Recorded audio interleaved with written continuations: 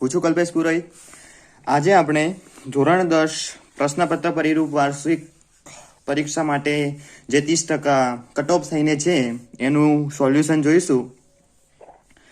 તો આજના લેક્ચરમાં આપણે ધોરણ 10 વિભાગ એ નું સોલ્યુશન જોઈશું અને આમાં જો તમને સારું લાગે તો કોમેન્ટમાં જણાવશો, તેથી કરીને આગળ આપણે વિભાગ બી, વિભાગ સી, વિભાગ ડી એના પણ પ્રશ્નપત્રોનું યુટ્યુબ ઉપર આપણે મૂકવામાં આવશે મારી આ ચેનલ કેપી ક્લાસીસમાં। તો વિધાઉટ ટાઈમ વેસ્ટિંગ આપણે શરૂ કરીશું વિભાગ એ નું ધોરણ 10 નું પ્રશ્નપત્ર પરિરૂપ। વિભાગ એ ખરા ખોટા જણાવો।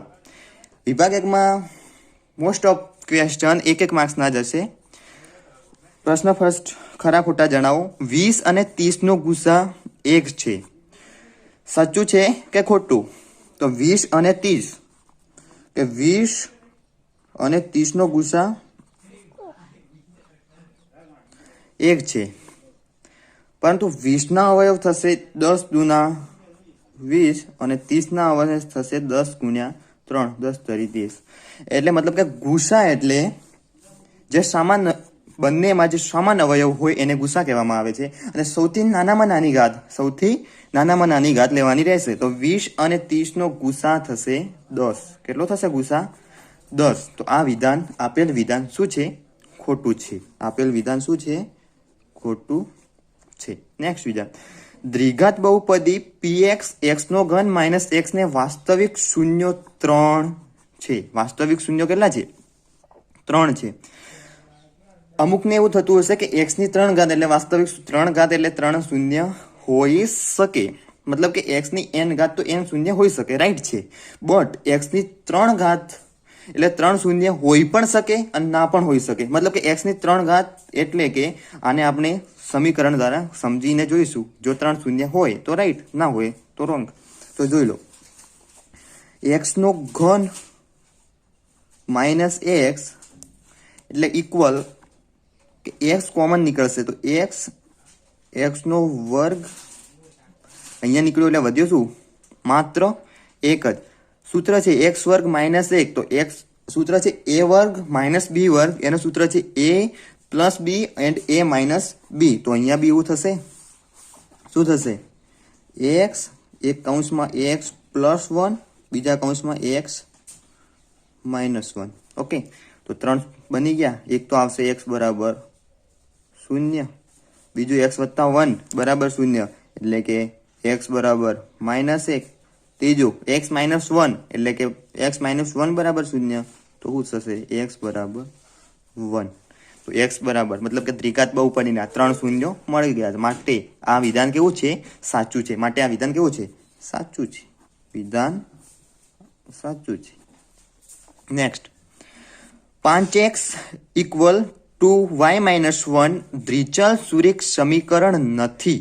દ્વિચલ સુરેખ સમીકરણ નથી। પહેલા તો દ્વિચલ સુરેખ સમીકરણ, દ્વિચલ એટલે સમજી જાઓ, દ્વિચલ એટલે કેટલા ચલ હોવા જોઈએ? 2 ચલ હોવા જોઈએ। અને સુરેખ સમીકરણ જેના અંદર ઘાત ના હોય એને સુરેખ સમીકરણ। તો ચલો આને સૌ પ્રથમ 5x 2 ને y વડે ગુણો તો 2y, 1 વડે ગુણો તો -2। આ 2y છે, પેલી બાજુ લઈ જાઓ તો 5x માઇનસ 2y માઇનસ 2 આ બાજુ આવશે તો પ્લસ 2 બરાબર 0। તો આપેલ વિધાન, આપેલ સમીકરણ દ્વિચલ સુરેખ સમીકરણ છે। 2 ચલ બી છે એટલે દ્વિચલ સુરેખ સમીકરણ છે। અહીંયા શું આપ્યું? દ્વિચલ સુરેખ સમીકરણ નથી, માટે આપેલ વિધાન કેવું છે? ખોટું છે। આપેલ વિધાન કેવું છે? ખોટું। કેવું છે? ખોટું છે। ઓકે, દ્વિઘાત સમીકરણ ax વર્ગ પ્લસ bx પ્લસ c બરાબર 0 નો વિવેચક શોધવાનું સૂત્ર d બરાબર b વર્ગ પ્લસ 4ac છે। સાચું કે નથી? તો તમને પ્રકરણ નંબર 4 માં દ્વિઘાત સમીકરણમાં આ સૂત્ર જોવા મળશે। તો b વર્ગ પ્લસ 4ac છે। આમાં જો સૂત્ર શું છે?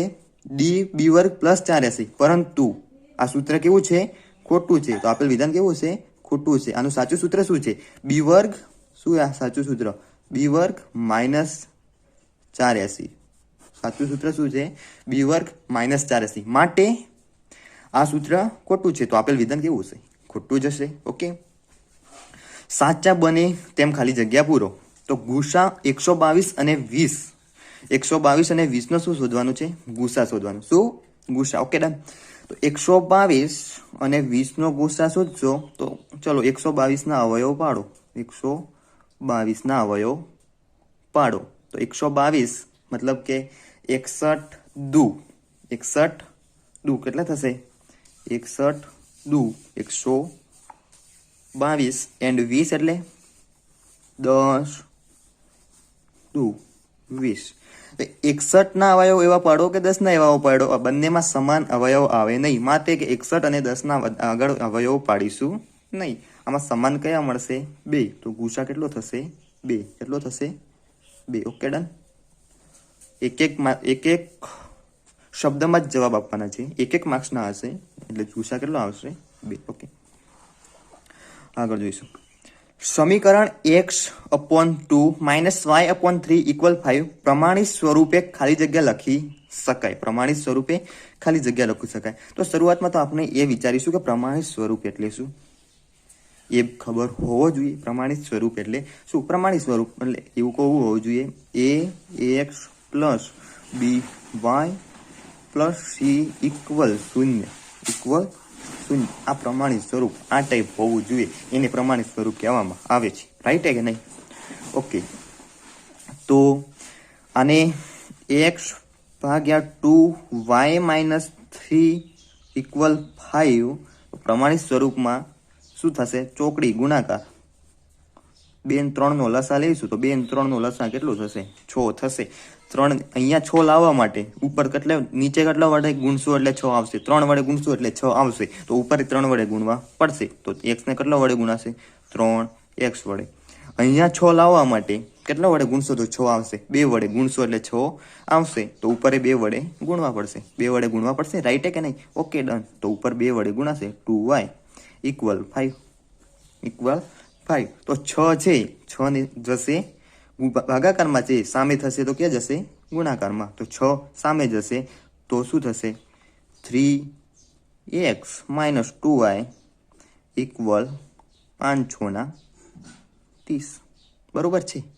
ઓકે, +30 છે, અંદર આવશે તો માઇનસ થશે, અંદર આવશે તો માઇનસ થશે. તો 3x - 2y - 30 = 0 તમારું જવાબ. પ્રમાણિત સ્વરૂપમાં ફેરવવાનું કીધું છે. વિકલ્પમાં જો આવું આપેલું હોય તો આ બરોબર છે. Okay done. આગળ જોઈશું.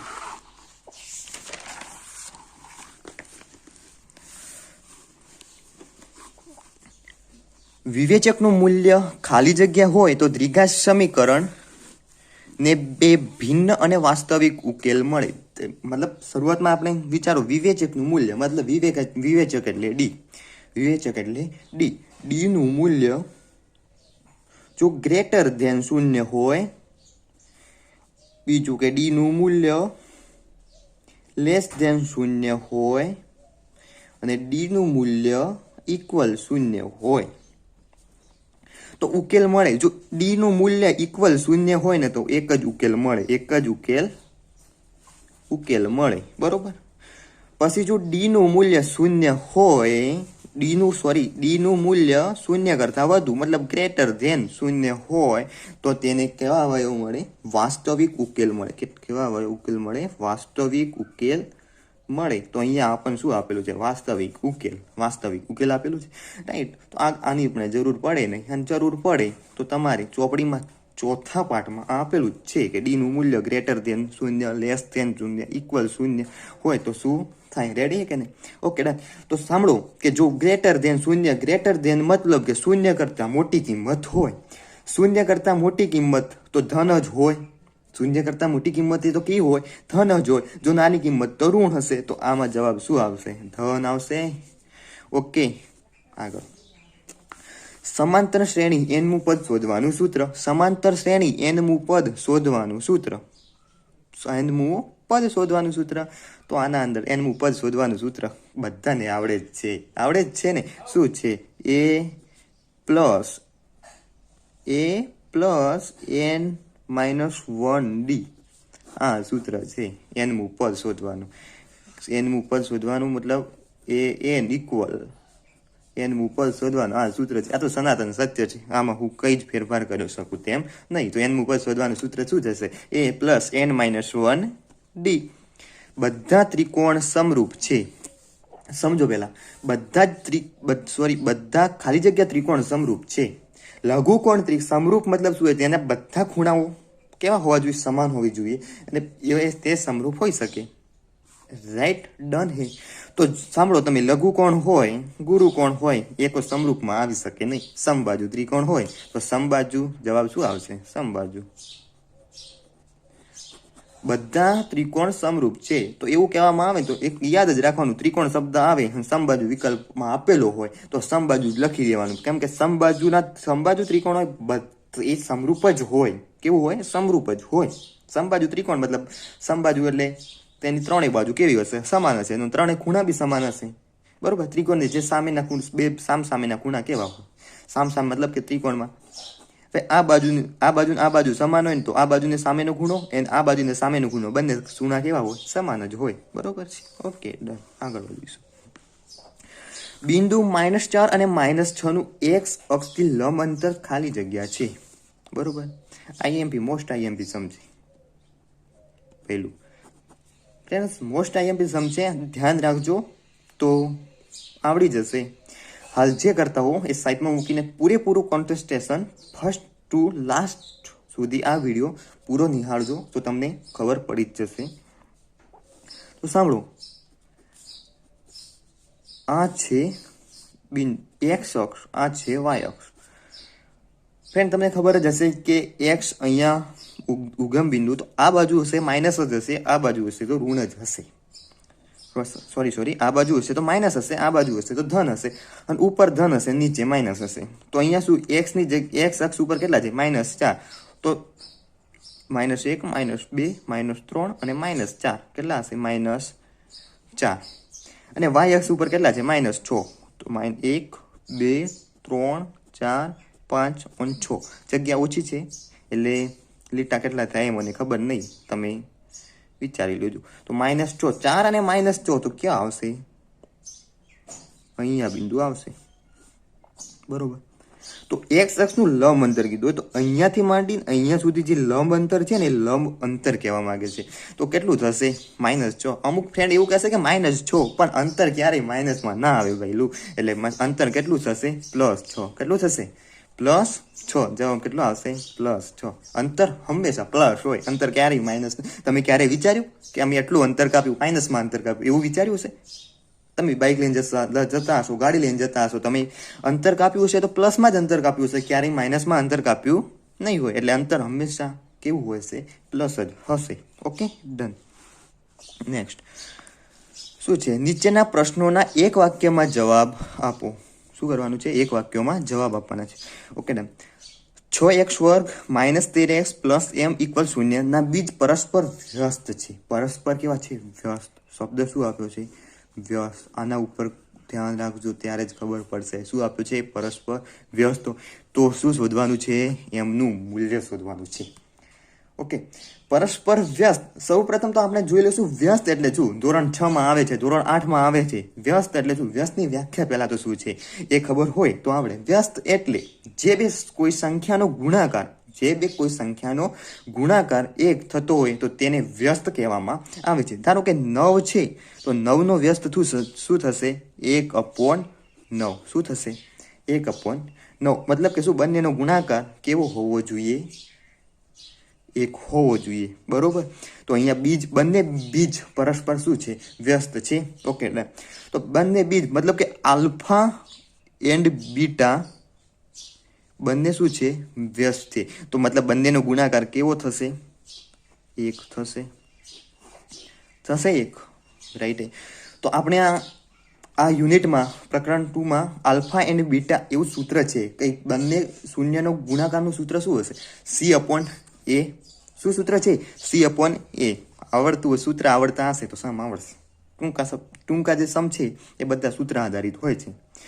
Alpha × beta = 1. મતલબ તો આલ્ફા બીટાની જગ્યાએ સૂત્ર શું છે? C/A થઈ શકે. = 1. C એટલે આના અંદર C કયો ગણાશે? M. C એટલે શું ગણાશે?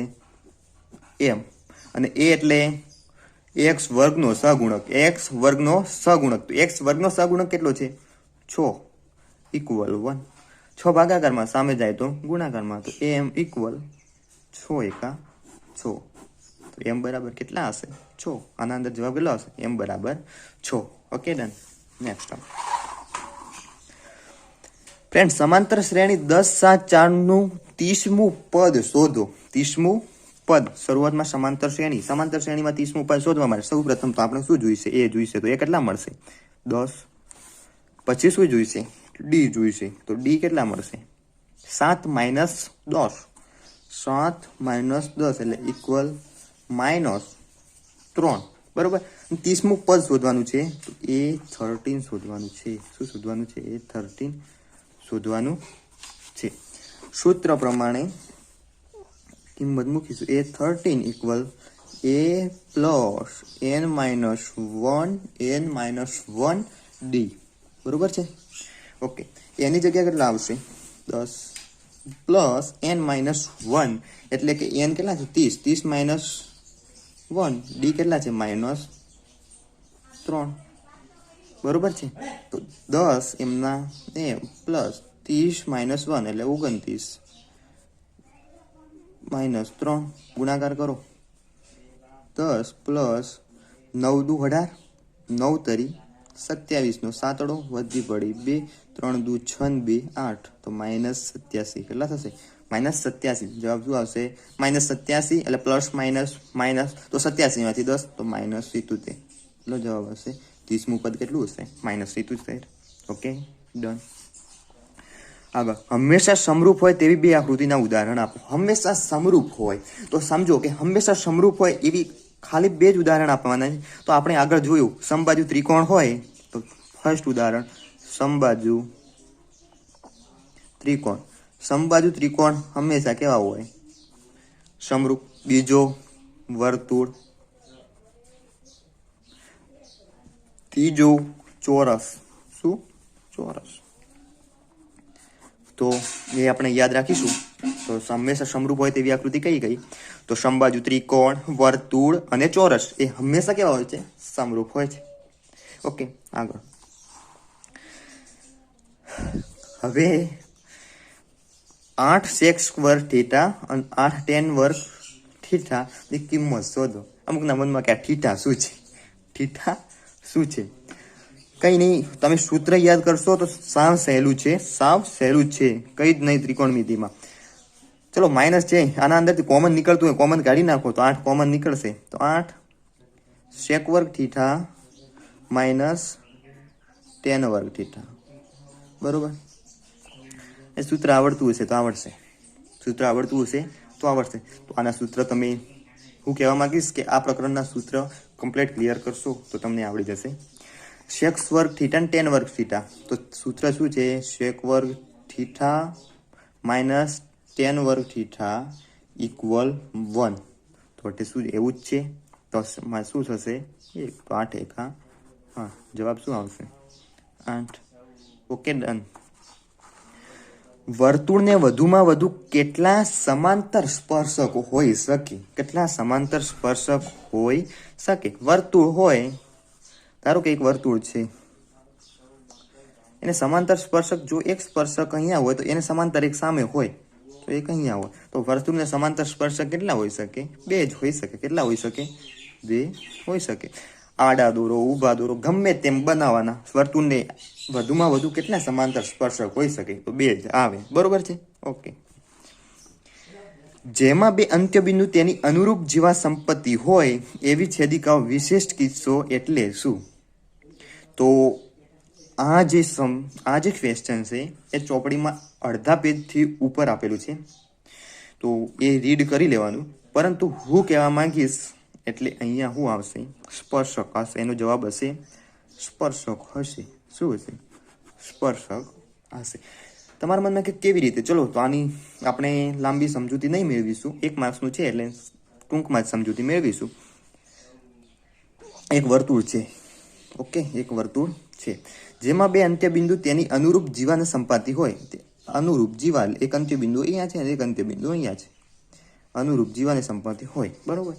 એવી છેદિકા વિશિષ્ટ સંપત્તિ હોય છે. એવી છેદિકા વિશિષ્ટ કિસ્સાઓ એટલે શું? એવી છેદિકા એટલે અંદરથી પસાર થતી હોય, આ છેદિકા આવી રીતની છેદિકા હશે, બરોબર.